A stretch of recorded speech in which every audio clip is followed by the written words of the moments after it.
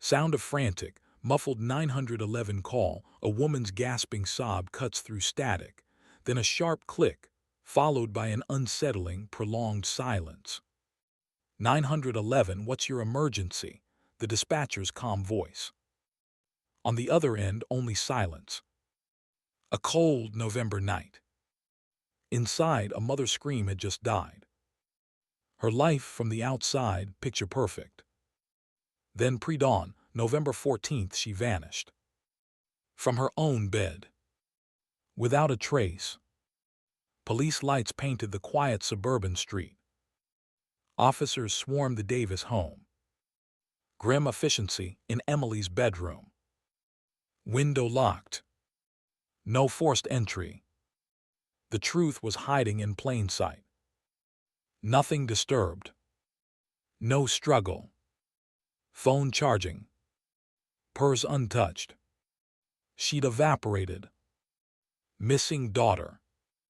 Please, if anyone has seen our Emily, Sarah Davis choked, raw, clutching a faded photograph. Robert, stoic, terror in his eyes, held her. The next discovery changed everything. Willow Creek held its breath. Questions thickened the air. Days bled into weeks. Weeks into months. Searches became a desperate, fruitless quest. Emily's hopeful face faded. Ex-boyfriend questioned. Disgruntled colleague. Each lead, a flicker of hope guttered out. Alibis held. The case went cold. Headlines shrank, then vanished. The community resigned. And that's when investigators noticed something strange. What darkness was woven into that perfect tapestry? Who was truly capable of such an act, leaving no clue? The case went cold. Headlines shrank, then vanished. The community resigned. The Davis family's public grief retreated, an enduring ache. Emily became the mystery of Willow Creek's vanished daughter, but some secrets, some betrayals, hide in plain sight. They linger unseen. What darkness was woven into that perfect tapestry? Who was truly capable of such an act, leaving no clue? Years bled into decades. Emily's absence settled over the Davis home like a permanent shroud. And that's when investigators noticed something strange. Robert, her father, a man once quick with a laugh, became a silhouette. His days were consumed by work, his nights by the empty chair at the dinner table. He'd walk the same creek path Emily loved, his gaze fixed on the water, searching for something never found. Sarah, her mother, maintained a fragile composure. Her smile rarely reached her eyes, a thin veneer over a chasm of sorrow. She organized anniversary vigils, spoke to reporters, always with that same pained plea. Yet sometimes a flicker of something else, a hardening around her jaw, a too quick glance away, would cross her features. "I wish I'd hugged her," he'd whisper, his voice raw. "Told her I loved her like I always did." Emily, always the bright spark, the glue that held them together. She dreamed big, talked of backpacking through Thailand, sketching ancient temples. Her bedroom, still untouched, was a mosaic of her life. Half-finished canvases, a stack of worn travel guides, a guitar leaning against the wall, its strings silent. Years later, a phone call would reveal. Her scent, a mix of lavender and oil paints, still clung faintly to a scarf in her closet. Emily was a whirlwind of curiosity, fiercely loyal, always defending the underdog. Her laugh, bright and clear, echoed in the family's memories, a cruel reminder of what was lost. Retired Detective Miller, now a man etched with the lines of too many unsolved cases, still kept a worn file on his desk. Emily Davis asterisk. The name tasted of ash. He'd seen the frantic parents, the distraught brother. He'd interviewed them again and again. There was always just something off, he'd muse, stirring his lukewarm coffee in his cramped study. A gut feeling. You learn to trust those. But nothing concrete. No proof. He'd scrutinize faded crime scene photos, poring over them like ancient texts. Her room meticulously neat, almost too asterisk neat. The next discovery changed everything. The window, unlocked but undisturbed. He remembered the mother's oddly specific detail about Emily's favorite novel, Wuthering Heights, being left open on her nightstand to a particular page, a detail he found curious given the chaos. It had felt like a planted clue, but for whom? That subtle thread, dismissed as a mother's grief-addled observation, had always tugged at the back of Miller's mind. A lingering shadow in the perfect portrait. Was it a lie or something far more chilling? Miller saw it as a performance, subtly off-key. Frantic with grief, yet so precise. It had always felt like a planted clue. A whisper in the whirlwind, dismissed as a parent's desperate cling to memory. For Detective Mark Miller, it was a persistent itch, a dissonance in the empty room. The next discovery changed everything. Years bled into decades, each one heavier than the last. Emily's face, frozen in time on missing posters, faded under Oakhaven's harsh sun. The initial roar of investigation dwindled to an echo. Robert and Sarah, Emily's parents, became ghosts in their own home. Their vibrant marriage unraveled, thread by painful thread. Laughter died. Hope became a fragile, distant memory. The silence between them grew heavier than any argument, a cavernous space filled with unspoken blame. Robert, a man once defined by his hearty laugh, now carried the weight of a cemetery. Sarah, perpetually lost in thought, built walls around herself, brick by invisible brick. Their other child, Michael, Emily's younger brother, bore a different kind of scar. The truth was hiding in plain sight. Its silence, a constant accusation. Every anniversary, a fresh wave of public sorrow. Candles lit. Speeches made. But no new leads. No sign of Emily. Just the hollow ache of the unknown. Retired now, his badge put away, Miller still dreamt of Emily's case. The files, yellowed with age, sat in a box in his attic. He'd pull them out on sleepless nights. Each photograph, statement, meticulously reread. He'd trace the lines of Sarah's face in the initial police interview photos, pain, yes, but beneath it, a fleeting hardness. A cold flicker gone quickly. He remembered Robert's interview. Almost too composed. The truth was hiding in plain sight. He remembered a small detail from the crime scene report, a faint, peculiar scent in Emily's room. Not a chemical, not a perfume. Something earthy like freshly disturbed soil, yet contained. Attributed to open windows, a draft chaos. Miller noted it, then dismissed it. Another loose end. His gut had screamed for years. Something was profoundly wrong. Not just the disappearance, but the unnerving silence surrounding it, the lack of struggle, the absence of obvious clues. A quiet conspiracy. A carefully constructed illusion. A perpetrator rarely vanished into thin air without leaving some trace. But here, the only clear trace was a mother's too perfect memory of a novel. And that's when investigators noticed something strange. A detail that felt less like grief, and more like a carefully placed bookmark in a very dark, very personal story. He often wondered what truly happened that night. A frantic shriek. A muffled thud. Then the piercing static of a dropped phone line, replaced by an unsettling, profound silence. Sarah Jenkins, 22, had a life shimmering with promise, radiant smiles captured in sun-drenched photographs. Yet on a biting November night, she vanished from her immaculate Oakhaven bedroom. A cold breeze ghosted through an open window.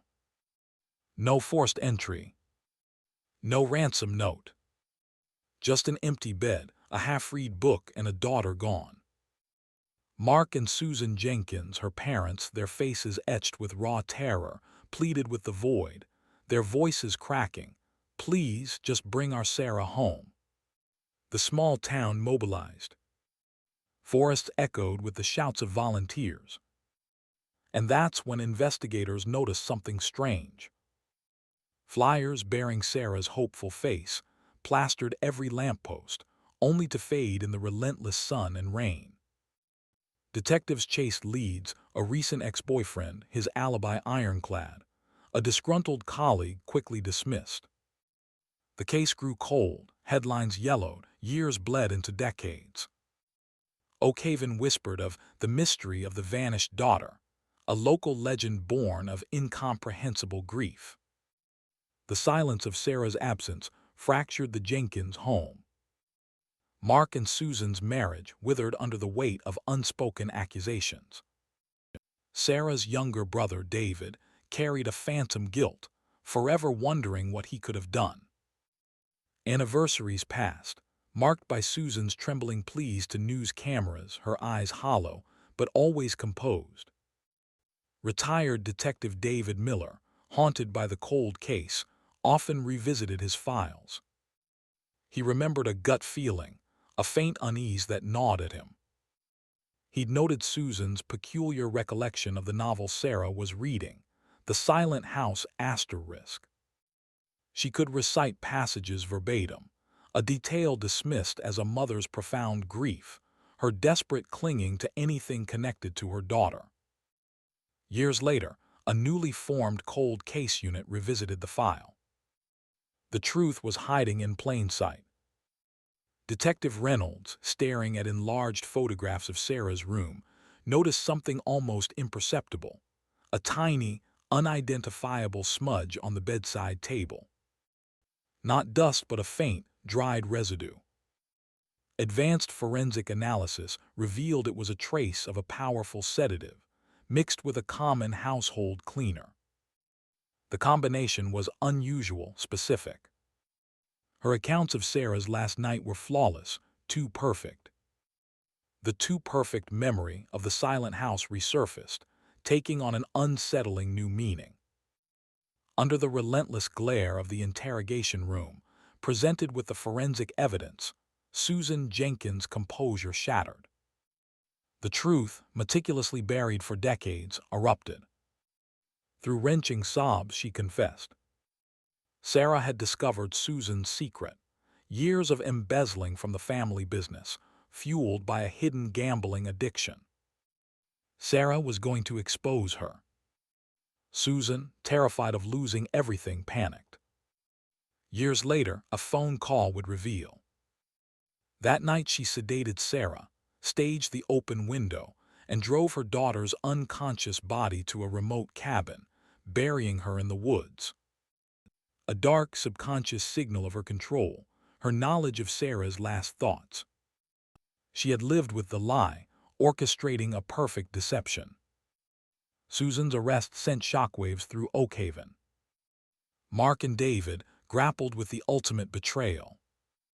The trial was swift, the evidence overwhelming. Susan Jenkins received a life sentence. Trust, once absolute, became the deadliest weapon. And truth, however deeply buried beneath layers of deception and carefully constructed sorrow, inevitably finds its way out. What dark secrets, what hidden betrayals lurk in the homes we deem safest? The fluorescent hum of the interrogation room seemed to amplify the silence, the weight of 2 decades settling heavy on Mother's name. Her perfectly coiffed hair, her carefully composed features, they began to fray. But what they didn't know was. Detective Miller's voice, calm and steady, cut through the tension. Jenkins, the fiber from victim's named carpet. It was found in the soil we re-examined from your rose garden. Tell us what happened to victim's name. Her breath hitched. A tremor began in her right hand, spreading to her jaw. The mask she'd worn for 20 years, the grieving mother, the pillar of the town name community, started to crack. Her eyes, once filled with an almost performative sorrow, now held a raw, animal terror. A guttural sob, deep and agonizing, ripped from her throat, startling even the seasoned detectives. It wasn't a random monster, not a jilted lover, but the woman who had birthed victim's name, who had wept on television, pleading for her return. Mother's name, Eleanor confessed. The motive was a dark secret that threatened to shatter their carefully curated, perfect life. Victim's name, sharp and principled, had uncovered her mother's decade-long embezzlement from the local community fund, money that had secretly financed mother's name, its extravagant lifestyle, and maintained a facade of charitable perfection. Sarah was going to expose her. The truth was hiding in plain sight. She couldn't let that happen. The night of the disappearance, a heated argument had escalated. A desperate impulse, a desperate act to silence her daughter's inconvenient conscience. She described the horrifying precision of her cover-up, moving victim's name's car kilometers away, wiping down the steering wheel, leaving the bedroom window slightly ajar to imply an outside intruder. The frantic 911 call, rehearsed in her mind, a performance of pure, chilling deception. She even recalled burying victim's name, small, distinctive locket, the one victim's name always wore, the one her father's name, remembered being lost during the search deep beside the body, a final, twisted farewell. The odd comment, father's name, had made about mother's name, unusual calm after the initial search now curdled into something sinister. For 2 decades, she had lived with the phantom weight of her daughter's absence, a constant gnawing guilt camouflaged by public sorrow. Every vigil, every interview, every tear was a betrayal, an insidious layer of her masterpiece of deceit. How could a mother, a pillar of society, orchestrate such a profound deception and carry it with such convincing grace? The answer lay in the darkness she protected, the depths of a hidden betrayal finally revealed. The woman who held their hands in grief, who wept public tears, was the architect of their deepest pain. The very fabric of their world, woven with memories and shared sorrow, had been a tapestry of lies, each thread meticulously placed by the one person they should have been able to trust implicitly. The next discovery changed everything. The motive, a desperate secret victim's name, threatened to expose, twisted a mother's heart into something unrecognizable, a darkness that consumed her. Her conviction sent shockwaves, a ripple effect that questioned every close relationship, every unspoken secret in every home across town name. It forced a confrontation with the terrifying truth. The deepest betrayals often sprout from the closest roots, nurtured by fear and desperation. A mother's love warped into a weapon. A daughter's life, a secret buried for 2 decades, finally acknowledged.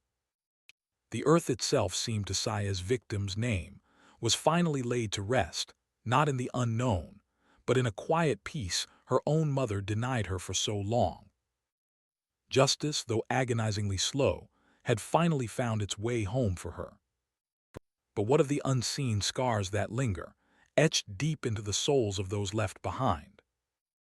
What about the silent battles fought within the confines of our own minds, the dark corners where secrets fester and rot? What untold horrors lurk behind the polished doors of seemingly perfect lives, masked by smiles and superficial pleasantries? When does the desperate act of preserving a reputation become a monstrous crime that ultimately devours the innocent? And how many of us truly know the terrifying depths of darkness our closest loved ones are capable of concealing, or what they might do to keep that truth hidden forever?